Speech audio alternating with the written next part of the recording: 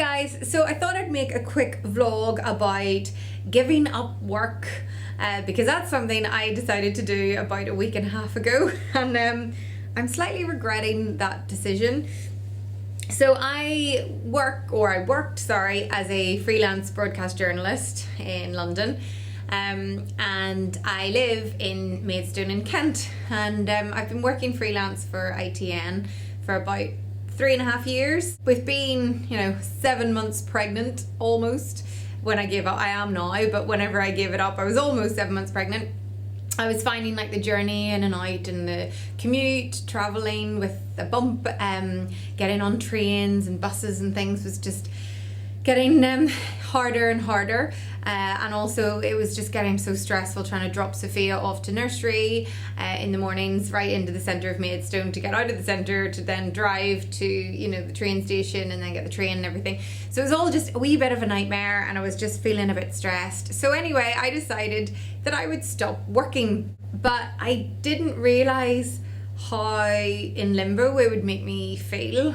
Even though technically I guess I'm on maternity leave, I still could have worked a bit later. I gave it up when I was 29 weeks, so I still had I still could have worked until like another couple of months really, but I just decided to finish when I did. This week I've realised, do you know something? Being at home with a toddler is way harder work than actually being at work. At least with the commute, as long as it was, I had that little bit of me time and that time to send emails or look at Facebook or send texts to friends and things.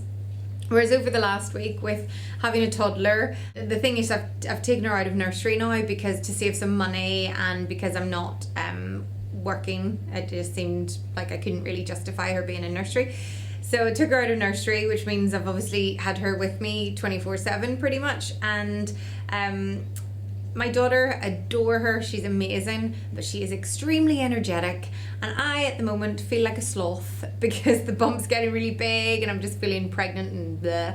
So I've been finding it really difficult to try and keep her entertained all day, every day. So I'm now like realizing that in order to keep sane while being at home, I'm gonna have to have like every day planned out. So it's like Monday, mucky munchkins, Tuesday like soft play, Wednesday the grandparents, Thursday swimming, Friday teeny boppers which is like a dance class. Because otherwise, if I'm just in the house, I literally go a wee bit demented. If you follow me on Twitter, I think I put it on Twitter anyway, or Instagram or Facebook, I put a thing the other week about coming downstairs. I wasn't even downstairs, I was in the living room and Sophia was in the kitchen, and the door between the living room, that one there, was open. And I could hear her, but she has a little toy kitchen, so I thought she was just playing in the toy kitchen. And then I heard what sounded like a bottle being squeezed. And I came in because she'd also been a little bit quiet, and I thought, oh, what's happened?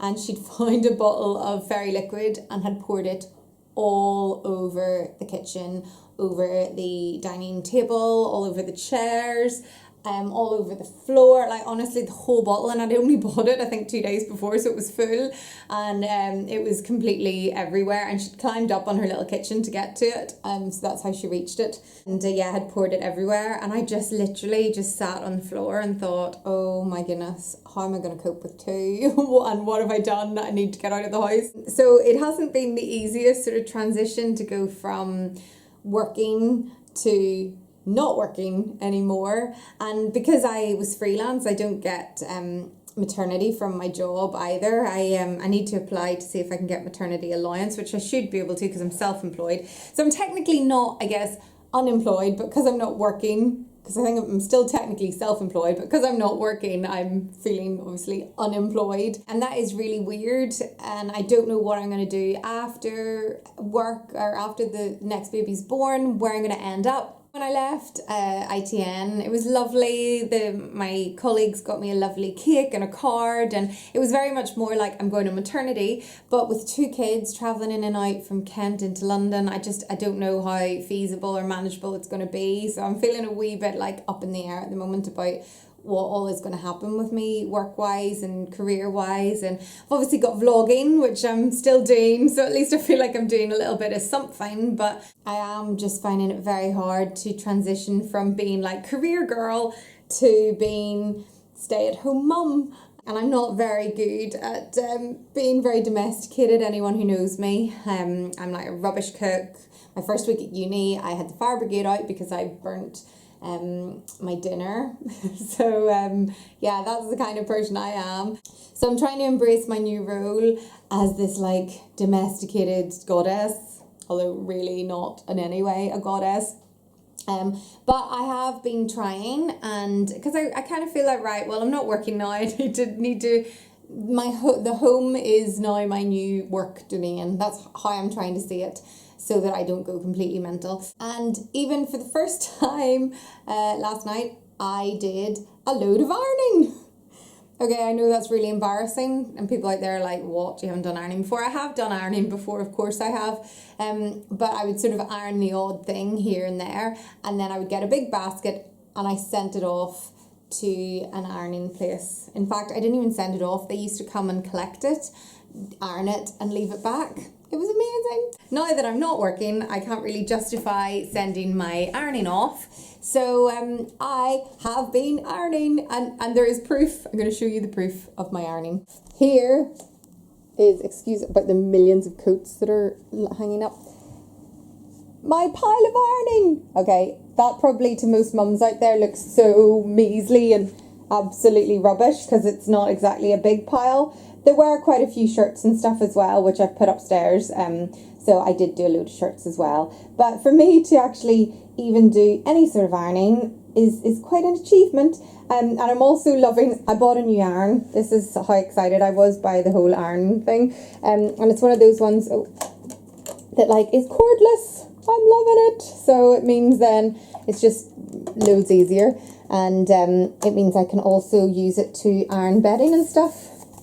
I mean, ironing bedding, I'm talking about ironing bedding. This is something I never ever thought I would do. So I think my husband is like, who has replaced you? Because I'm suddenly talking about, yeah, ironing bedding and getting excited about my cordless iron. So giving up work hasn't been...